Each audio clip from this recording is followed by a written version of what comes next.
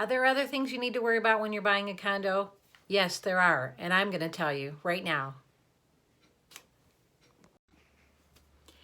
Hey, it's Kelly Dix. Today I'm going to talk about what you need to know in addition to a regular purchase agreement, say if you're buying a home, as opposed to if you're buying a condo. There are 6 main things I think you need to make sure you're aware of. Put it on your condo checklist when you're going out looking at condos. The first big thing is if you're going to finance a condo, are they financeable with what kind of mortgage you're doing? So for example, if you're doing an FHA mortgage, will that condo complex take an FHA mortgage? Are they approved to receive FHA mortgage financing? Same thing with VA, same thing even with conventional. Sometimes they're non-warrantable condos, and that is sometimes mostly because there are more than 51% of the units that are not owner occupied. Or usually another factor is that 10% of the condos are owned by one person or one business entity.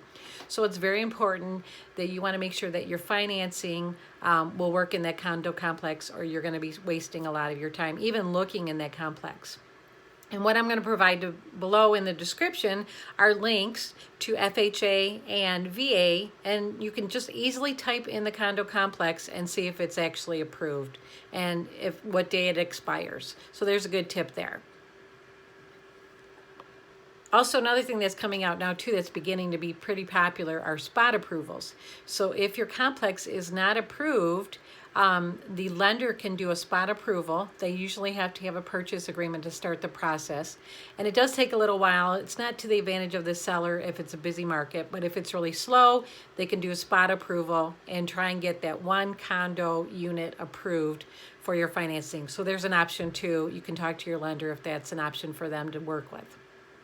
Okay, number 2, a really big thing, you want to make sure in your purchase agreement that you have a contingency to be able to review and approve the bylaws of that condo complex. Each complex has their own rules and regulations, and you want to make sure that those fit your lifestyle. For example, some condo complexes have pet restrictions, so usually by the size or the weight of the pet, or sometimes they don't allow pets at all, or certain kinds, maybe 1 cat, 1 dog. So those are things, if you do have a pet, you want to make sure. Another big thing is guest parking in there, no motorcycles sometimes allowed in there. Maybe you're buying it eventually to invest and you want to rent those out. You want to make sure that those units are allowed to be rentable. So those are questions that you want to make sure that you're okay with when you're buying the condo, because you're going to be stuck with it and you might have to hurry up and resell it and take it as a loss. Okay, number 3 is another big thing too. Most condo complexes have homeowners association fee. So what you want to make sure that you're aware of is how much actually the fee is. What timeline is it paid on? Like, is it monthly? Is it an annual fee? Is it a quarterly fee? If that fee is going to go up at all, if it's projected to go up, if it includes any assessments in that fee, so maybe it will go down. Maybe there's a previous assessment for the roof and it's included in the association. So you want to be aware of that. Also, too, most of the times that association fee is an additional payment to your mortgage. So you want to make sure that you can handle that on a monthly basis or whenever that is due, that you can handle that fee. Because if you don't pay that fee, it can be put as a lien on your property. And if you ever do sell, that has to be paid off. So just something to keep in mind too, that the homeowners association is an additional fee. Also, you want to make sure, what does the association fee cover? Sometimes, most of the times, it will cover your water. But sometimes does it cover your heat? Does it cover the outside maintenance on the property?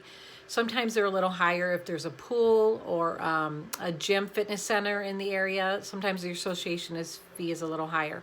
So you want to check and make sure actually what that association fee covers. Okay, number 4, another big thing I get asked about a lot is, should I do a home inspection on the condo? It's so small, the association usually covers a lot of the repairs. I've always had somebody do a home inspection on the condo.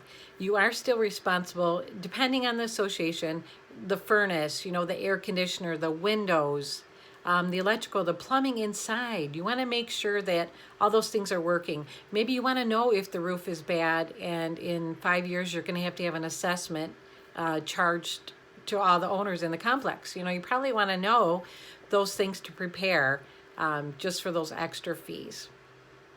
Okay, number 5.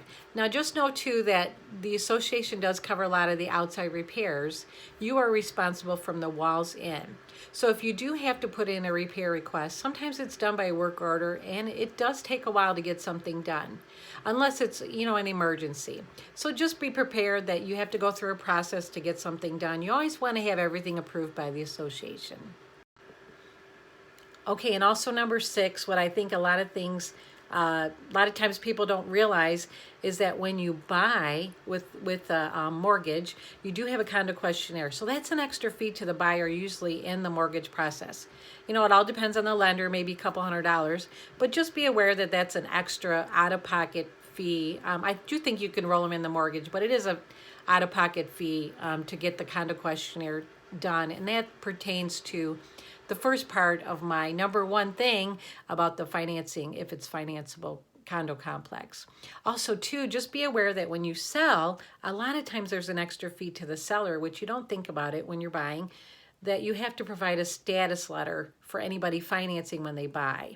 And the association, that could range from $0 to $350. It all depends on the association or the management company that you're dealing with. So just be prepared that sometimes too, when you're buying and selling, you have those extra costs as a condo buyer and condo seller.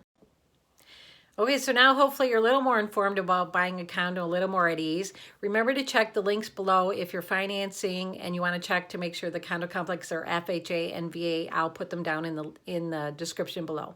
Thanks for watching. Remember to like and subscribe and click on the bell notification if you want to get any more videos coming up front in the future. I'm going to try and do them once a week. Thanks. Bye.